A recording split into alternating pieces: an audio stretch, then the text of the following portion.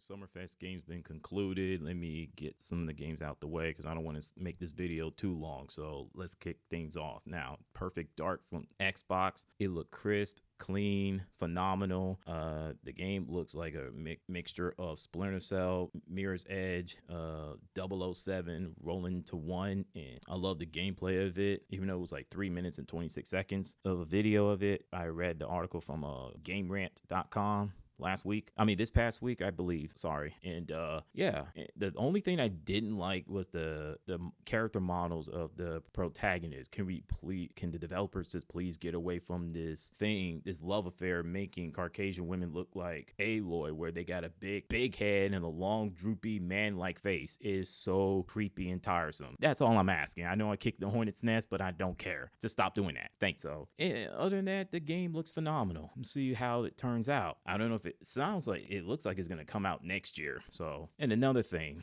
speaking of a game coming out in the future, DragonAge Veilguard comes out this year. I mean, that's where I found myself thinking to myself, wow, I didn't see that coming. I thought it would come out next year. The gameplay does have that DragonAge, that good old DragonAge games that fans know and love, So it looks like it takes place after the third game, which is the Inquisition. I did play I've beaten 2 of the 3 DragonAge games. DragonAge Inquisition is the one I haven't beaten. So we'll see how DragonAge Veilguard turns out. Street Fighter 6 Season Pass 2. That was the biggest shocker because of the announcements of the characters. M.Bison comes out later in the summer of this year. Terry Bogard comes out later in the fall or winter of this year. Elena from Street Fighter 3 The Third Strike comes out early next year. And Mai from SMK Universe comes out next spring. There were fans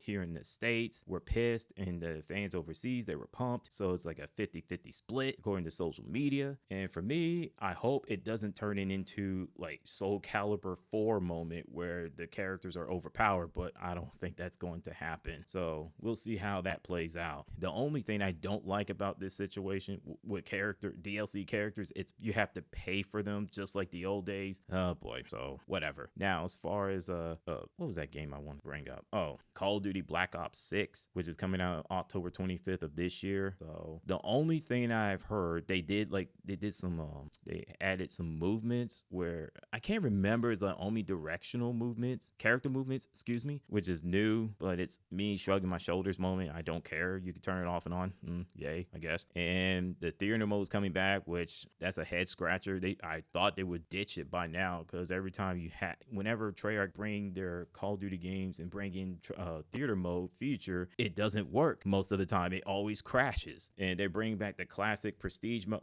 which I don't care for. It's nothing more than participation emblem to me. I think it's stupid. So just leave that in the past. But that's me. And the round-based zombies, I have no doubt that the single-player campaign story mode and the zombies will be good, just like Black Ops Cold War. But I don't think it's going to be a complete Call of Duty game. I don't think it's going to be excellent or masterpiece like most people say, because it's Treyarch. Plus the multiplayer, for what I've seen, looks tiring and not so great. So yeah, I will play the beta and play the free multiplayer access weekend, but other than that, I'm not giving Treyarch any chances. They blew it for me. What's your thoughts on the games? What's your thoughts on the Summerfest games? And I'm throwing y'all salute. I'm out. Peace.